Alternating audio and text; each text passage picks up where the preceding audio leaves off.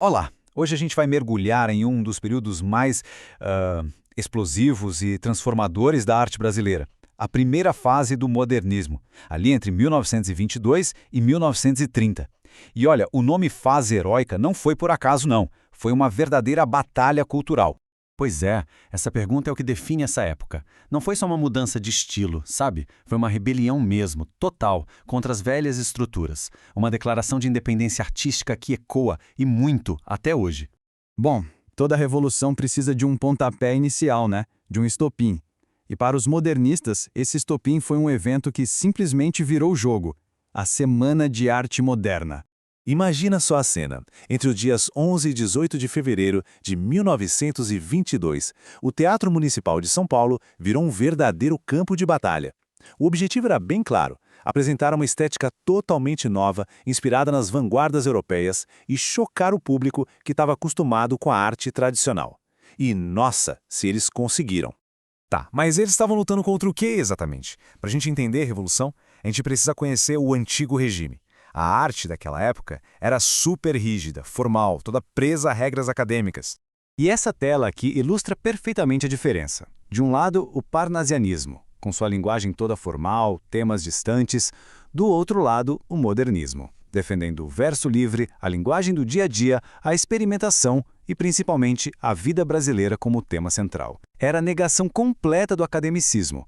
Só que os modernistas não estavam só destruindo, não.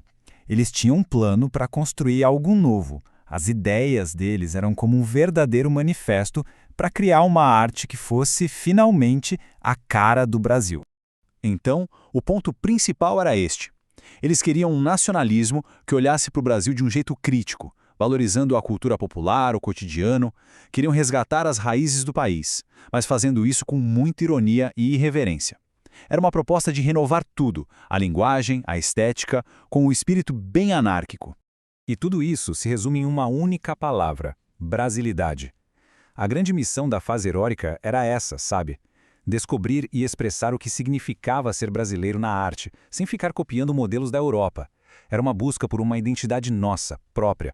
É claro que uma rebelião tão grande assim precisava de líderes.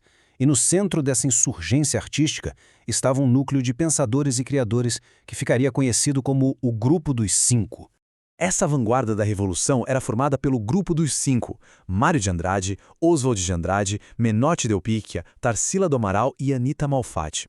Juntos, eles eram tipo o cérebro e o coração do movimento, articulando as ideias e criando as obras que iam definir essa nova era.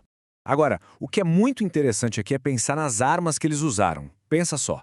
Mário de Andrade, com Macunaíma, criou um retrato super complexo do Brasil. Oswald de Andrade, com seus manifestos bem provocadores, deu a base teórica para tudo. E Manuel Bandeira, com Libertinagem, explorou uma liberdade poética que nunca ninguém tinha visto antes. Nas artes visuais, a revolução foi igualmente forte. Artistas como a Tarsila do Amaral, com sua obra icônica Abaporu, e a Anita Malfatti foram pioneiras.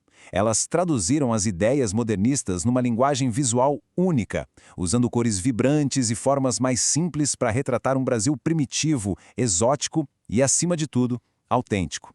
Então, qual foi o resultado dessa batalha toda? O que essa fase heróica deixou para a cultura brasileira? Bom, o impacto foi profundo e duradouro. A principal conquista foi essa. Eles mudaram para sempre o código genético da nossa cultura. A fase heróica não só introduziu novas técnicas, ela criou um jeito novo de pensar o Brasil, de se expressar e de construir uma identidade nacional na arte e na literatura. E para a gente fechar, fica uma provocação. Diante das nossas próprias tradições e dos desafios de hoje, como seria uma ruptura artística agora? Contra o que ela lutaria e que tipo de brasilidade ela buscaria? É uma reflexão que mostra como o espírito de 1922 continua muito relevante.